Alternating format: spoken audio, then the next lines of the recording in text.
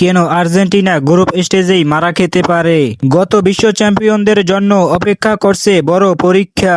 বিশ্বকাপের আগে প্রস্তুতি ম্যাচে আলজেরিয়া হারিয়েছে নেদারল্যান্ডসকে। এটা দিয়েই কি তারা জানান দিয়েছে, হ্যাঁ আমরা প্রস্তুত? 2022 সালের বিশ্ব champion Argentina Lionel Messi, Enzo Fernandez, Mac Allister, Lautaro মার্টিনেজদের নিয়ে গড়া দলটাকে অনেকেই আবারও শিরোপার অন্যতম দাবিদার বলছে।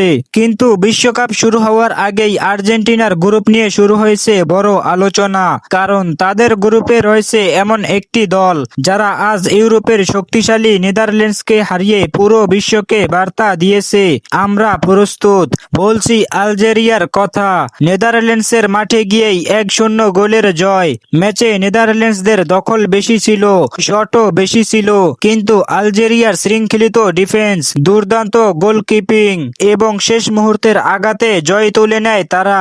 ম্যাচের 86 মিনিটে আনিস হাদুস মুসার গোলেই আসে সেই ঐতিহাসিক জয়। এই আলজেরিয়া শুধু রক্ষণাত্মক দল নয়, দলে আছে রিয়াদ মাহরেজ, আমিন গুইরি, হুসেম আওয়ার, ইব্রাহিম মাজাদের মতো সৃজনশীল ও দ্রুত গতির ফুটবলার। কাউন্টার অ্যাটাকে তারা যে কোনো বড় দলকে শাস্তি দিতে পারে।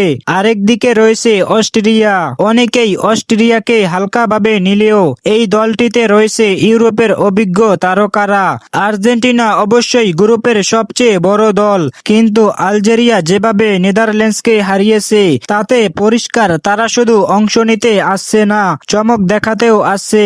আর্জেন্টিনা কি সহজেই গ্রুপ পার করবে, নাকি আলজেরিয়া কিংবা অস্ট্রিয়ার মতো দল বিশ্ব চ্যাম্পিয়নদের বড় ধাক্কা দিতে চলেছে? বিশ্বকাপের মঞ্চে নামের চেয়েও বড় হলো পারফরমেন্স, আর আলজেরিয়া ইতিমধ্যেই জানিয়ে দিয়েছে তারা যুদ্ধের জন্য প্রস্তুত।